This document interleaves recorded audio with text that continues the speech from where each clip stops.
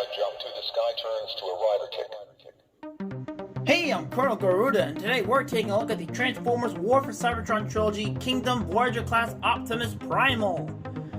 Now, this guy comes from the show Beast Wars, and I've always had a soft spot for the show because not only was it so good despite the outdated animation, but when I was in high school, I had a teacher who grew up watching Beast Wars, and he also grew up with the sequel Beast Machines. Now, I never watched Beast Machines, but according to him, the entire show was basically, "Oh God! Look out! It's Megatron! Ah!" Now, starting things off by taking a look at the packaging, we got this window with Optimus Primal sitting in there. Got the name, presumably some Cybertronian text. Got this nice artwork of him in the gorilla mode, as well as in his robot mode shooting something. It's got the logo for Transformers War for Cybertron Trilogy Kingdom. Hasbro, he just ate it up. Transformers, Generations, Takara Tomy logo. On the side, you got this really nice artwork. On the back, it just shows that it can convert to robot's gorilla mode in 22 steps. Let's see, down here, it says Voyager class in multiple languages. On the top, it just has the Maximal logo, as well as Transformers War for Cybertron Trilogy logos. And the bottom, not much on here. And that's just about it. Now it's time to open this guy up. And here we have Optimus Primal in his gorilla mode, and this is absolutely fantastic. That is until you reach this area. A lot of figures that have beast modes tend to have an issue where they can't fully hide all the robot kibble in their beast modes. This is extremely minor, but it still bugs me. I wish they could have somehow made this extend and maybe cover up the whole thing, but also this is on a panel per transformation and it just feels more stuff underneath there. But it's pretty minor. But another nitpick I have has to be this. There's this gaping hole, or it's just this whole, not to say gaping hole, but there's this whole gap. And there's just this little thing holding the head. And it doesn't really look like he has a proper neck, and it just looks really bizarre at some angles. But if you just have him like this, it's not too terrible. And probably the best thing about the Beast mode is this beautiful head sculpt. It really makes me think of Kong from the Monsterverse. And it's really hard to see, but there are tiny little black pupils in those brown eyes. And he's got some nice fur texturing all across the body. It's really detailed and looks really nice all around. Oh, and there are these little button switch things, which you press on reveals a little surprise, which I'm not going to show until robot mode. And another thing I noticed is that he appears to have little butterfly joints, but they don't seem to come out all the way. They can only come out this far. And I feel like it's going to snap if I pull a little too hard, so I'm going to just leave it there. I'm not sure why they included that. Oh, spoiled a little bit of the transformation there. Now, like in the show, you can have Optimus Primal in gorilla mode stand upright like this, and I put him upright because that way it'll be easy to showcase the articulation. And let's see, the head can't really move that much when all the way down, but he can look up like this, which allows for full 360 movement.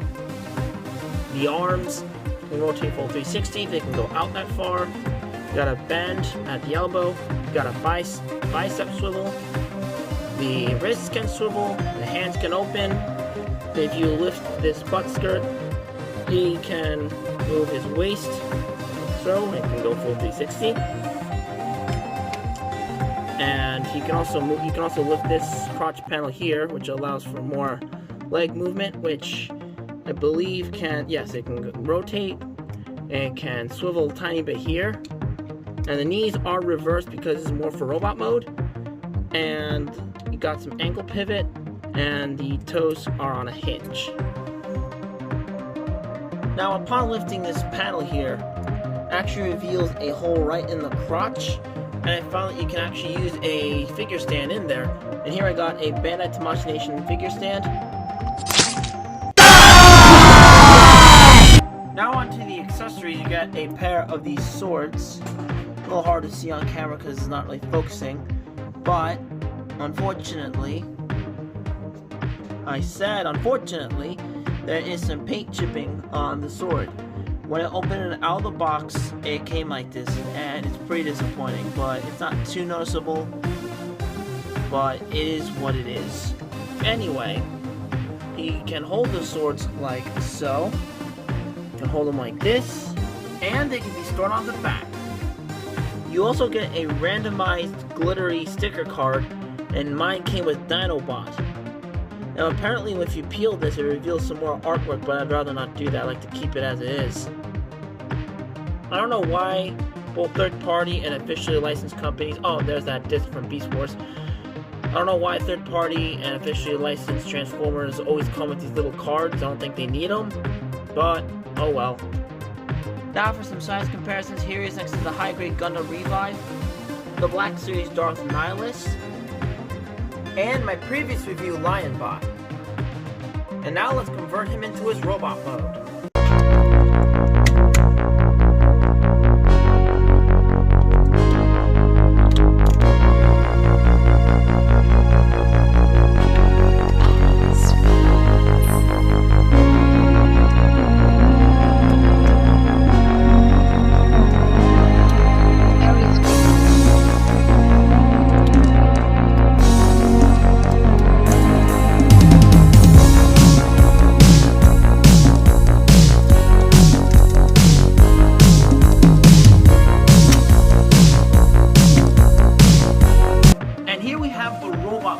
This is just mind-blowing. While the transformation was extremely bland and easy, it rewards you with this outstanding robot mode that's not only very cartoon accurate, but still is very, very detailed with all the fur and everything. Because the cartoon model wasn't this detailed, and this almost feels like a budget masterpiece transformer.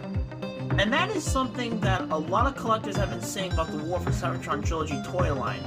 And I think that pretty much sums it up pretty well, because I never had the money for those types of figures, and then suddenly Takara told me to start pumping out these figures and just blowing everyone out of the water.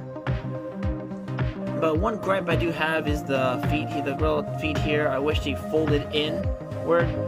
It would have been nice, but it just sticks out. Looks a little awkward on the back. But the back is really clean, and I was expecting a lot of kibble, but apparently there wasn't any, which is really nice. The transformation is so clean and not much kibble. I love how the head transforms and how, if I can get it out. No, I'm not gonna break it, but you get the idea. I love how that transforms, and these cannons can go down, but sometimes it gets a little stuck. You gotta be a little careful. You gotta be a little cautious not to break it. Alright, just got those fully folded down, and that just looks pretty cool. And I just love this head sculpt. You can just hear Gary Chalk just saying that's just Prime. I love how the chest turned out. It's nicely painted, has some metallic paint applied to it. And just flipping up these little panels reveals some little details here. And you can see some white and red on the legs as well. And I do like this. When you fold this up, there's like a little piston that goes down, and I don't know why, I just find it so satisfying. Now, I'm not really going to cover the articulation in the robot mode because it's pretty much the same as the beast mode, except now he can bend his knees and that looks more proper. And now onto the little gimmicks that he has in the arms. This is really cool. There are these hidden buttons here and here. When you push on them, it reveals these little rocket guns.